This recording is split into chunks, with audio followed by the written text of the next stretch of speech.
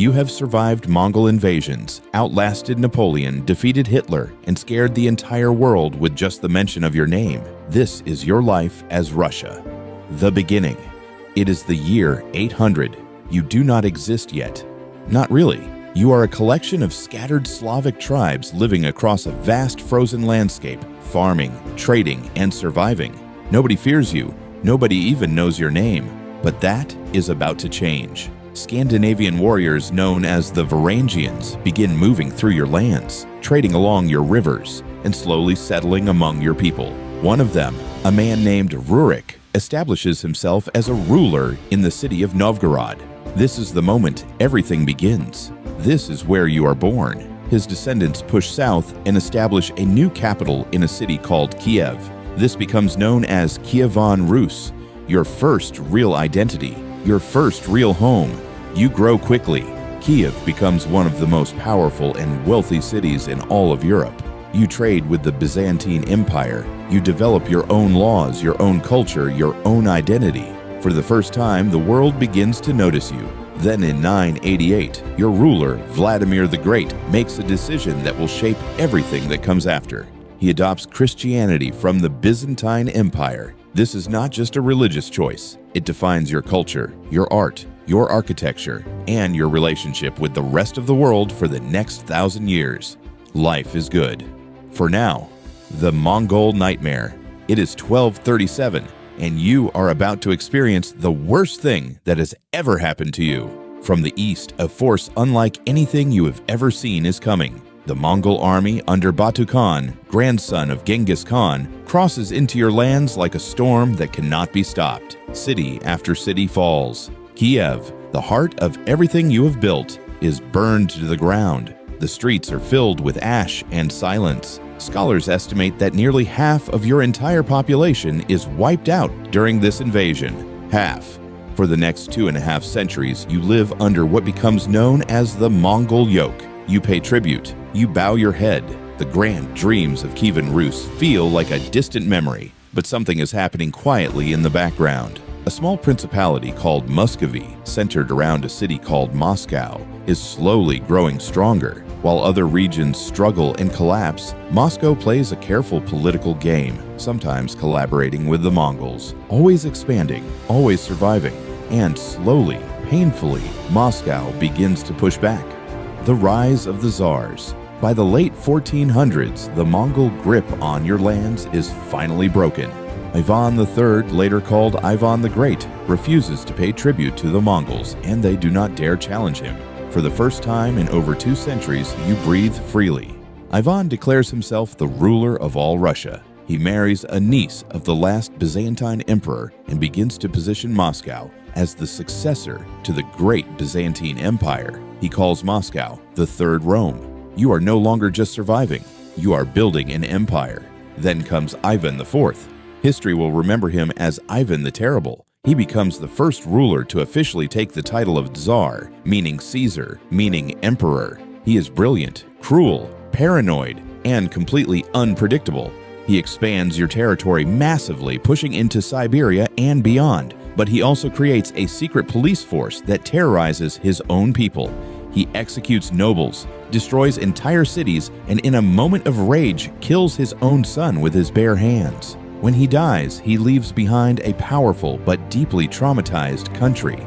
The time of troubles. After Ivan the Terrible dies, everything falls apart. The next few decades are known as the Time of Troubles. A series of weak rulers, foreign invasions, famine, and civil war tear through your lands. Poland actually occupies Moscow for a period. It feels like everything you have built is about to collapse completely. But your people rise up.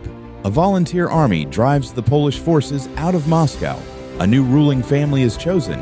The Romanovs take power in 1613, and they will rule you for the next 300 years. Stability slowly returns, but you are still far behind the powerful nations of Western Europe.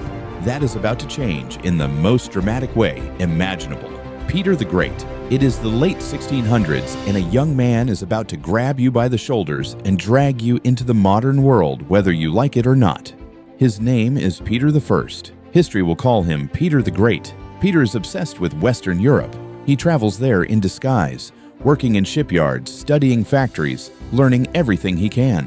When he comes home, he transforms everything. He builds a brand new city from scratch on the swamps of the Baltic coast and names it St. Petersburg. He drags the Russian Orthodox Church under state control. He forces nobles to shave their beards and wear Western clothing. He builds a modern navy from nothing. He also fights and defeats Sweden in the Great Northern War, establishing you as a major European power for the first time. When Peter dies in 1725, you are barely recognizable compared to what you were just decades earlier. You are now an empire, a real one. Catherine the Great. Decades later, another extraordinary ruler takes power. Catherine II, Catherine the Great, a German princess who seizes power from her own husband and rules for 34 years. Under Catherine, you expand massively. You push south to the Black Sea, absorbing Crimea. You push west, taking large parts of Poland. You embrace the European Enlightenment, building schools, reforming laws, and corresponding with the greatest philosophers of the age. By the time Catherine dies in 1796, you are one of the largest and most powerful empires on earth. Napoleon and the French invasion. It is 1812, and the most famous military commander in the world is marching toward you with the largest army ever assembled in European history. Napoleon Bonaparte has conquered most of Europe. Now he wants you. His army of over 600,000 men crosses into your territory. You cannot stop them in open battle, so you do something ruthless and brilliant. You retreat. You burn your own crops, your own villages, your own cities, so Napoleon's army cannot feed itself. When he reaches Moscow, he finds it abandoned and on fire. Napoleon waits in the burned-out city for weeks, expecting you to surrender. You never do. Winter arrives, the same brutal Russian winter that has broken so many enemies before. Napoleon's army begins to fall apart, starving, freezing, and demoralized. They begin the long retreat home. Of the 600,000 men who marched into your lands, fewer than 100,000 make it back. The world watches in stunned silence. Napoleon is finished, and you have never been more respected or more feared. Revolution. It is the early 1900s, and despite your military glory, life for ordinary Russians is brutal. The gap between the fabulously wealthy nobility and the desperately poor peasants is enormous. You have lost a humiliating war against Japan. You have stumbled into the First World War and are losing badly. Millions of your soldiers are dying on the front lines without proper equipment or food. The anger building in your streets is volcanic. In February 1917, the people rise up. Tsar Nicholas II, the last Romanov, is forced to abdicate. 300 years of Romanov rule ends almost overnight, but the chaos does not stop there. In October 1917, a radical communist group called the Bolsheviks, led by Vladimir Lenin, seizes power in a second revolution. The Tsar and his entire family are taken to a basement in the city of Yekaterinburg and shot. A brutal civil war follows. Millions die from fighting, famine, and disease. But by 1922, the Bolsheviks have won. The old Russia is gone forever. You are now the Union of Soviet Socialist Republics, the Soviet Union. The Soviet Union under Lenin and then Joseph Stalin, the Soviet Union, is transformed through a combination of extraordinary ambition and unimaginable terror. Stalin forces rapid industrialization. Factories, dams, and railways are built at a furious pace. But millions of peasants are forced into collective farms, and when they resist, millions are starved, executed, or sent to brutal labor camps in Siberia called the Gulag.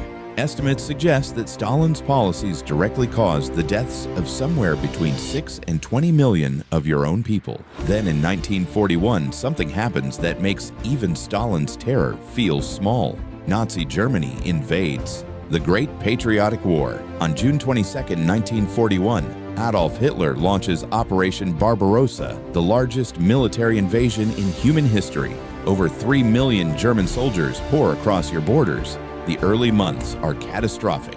Your army is pushed back hundreds of miles. Entire cities are surrounded and besieged. The city of Leningrad is blockaded for nearly 900 days. Nearly 1 million civilians die there from starvation alone. German forces reach the outskirts of Moscow. They can see the spires of the Kremlin through their binoculars, but you do not break. At the city of Stalingrad, the tide finally turns. In one of the most brutal battles in human history, your forces surround and destroy an entire German army. From that moment, Germany is retreating and you are advancing. On May 9, 1945, Germany surrenders. You have won, but the cost is almost incomprehensible. Estimates suggest that the Soviet Union lost somewhere between 27 and 30 million people during the war, more than any other nation in history. You celebrate Victory Day every year for the rest of your existence. You never forget. The Cold War. The war is over, but peace is complicated. You and the United States of America emerge from the Second World War as the two most powerful nations on Earth. But you have completely opposite visions for how the world should be organized. What follows is 4 decades of tension, competition, and fear, known as the Cold War. You develop nuclear weapons. The Americans develop more. You both build enough weapons to destroy the entire planet several times over. In 1957, you shocked the world by launching Sputnik, the first satellite ever sent into space. In 1961, you send the first human being into space, a young pilot named Yuri Gagarin. For a brief moment, the whole world looks up at the sky and thinks of you. But behind the achievements, the cracks are forming. Your economy cannot keep up with the West. Your people are tired of shortages, restrictions, and fear. The war in Afghanistan drains your resources and your morale.